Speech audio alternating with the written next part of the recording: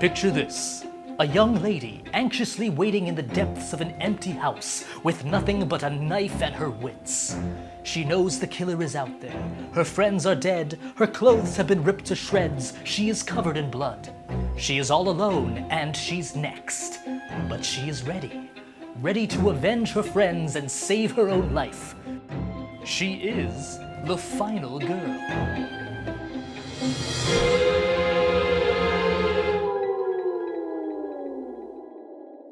The final girl is a trope that carries implications of strength, perseverance, and resilience. So, for my final episode of Season 1, I will be shooting the sheet with a final girl. Please welcome Kristie Bob. Hi, thanks for having me on the show. It's a pleasure, Kristie Bob. Now, what are your top 3 favorite horror movies? So I would say third is probably Sixth Sense. Just because I watched it as a kid, it scared me so badly. I was like, the plot twist at the end is amazing. I didn't see it coming. And I just always think about that. Whenever you get that feeling, I just get so scared that I always refer back to that movie. Secondly would be probably The Conjuring. I love that movie. I love James Wan and I love all of his movies. So that would lead me to the first one with Insidious. Because I love those, like I said, I love that universe, Annabelle, Insidious, Conjuring. Those are definitely my top 3. Ah, good choices. Why are horror movies so important to you? So I would say just because I've always watched, since I was a little kid, I started growing up watching scary movies. My first scary movie I watched was Scream when I was 10. And then after that, I just got really into it. My mom loves scary movies. My dad loves scary movies. So we watched all of the Friday the 13th, all the Halloween movies. And then every time something like Sixth Sense, Mothman Prophecies, all of that. And then just kind of built my way up, to the newer ones. But we used to rent them every weekend at Blockbuster. So I think it just brings back fond memories of being with my mom, spending time with her and bonding over our love of horror and creepy stuff. Yes. What makes a horror movie good?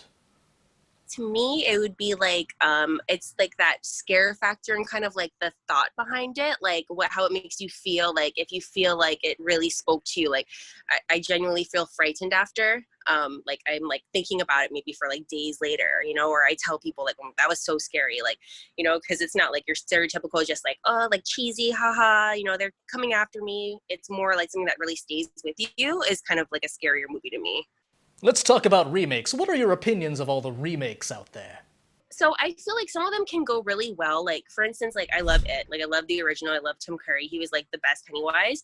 But I feel the remake, I feel Bill Skarsgard did a really good job where he really also made him creepy in this modern time and age. So I think it depends on how true they stick to the story, but also how much of a fresh twist they can add to it without going too far from the original. All right, it's time for the speed round.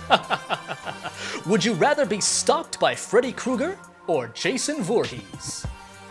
I'd rather be stalked by, I would say, Freddy Krueger, just because, I don't know. I know it's he can come out of the dreams, but I feel he's a little bit more contained than Jason, where Jason's really kind of just pops out of anywhere. Would you rather have Tim Curry play Pennywise or Bill Skarsgard? I have to say Tim Curry, just because I love the original. I just felt he killed that role, and he made me genuinely scared of clowns. So. If you were an Uber driver, would you rather have Leatherface get into the back seat or Michael Myers?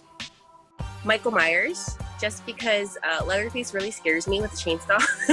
That just creeps me out, and he's his mask's a little more scary. So, and he's got his whole family too. They all kind of come after you. So I would say, probably Michael Myers instead of Leatherface.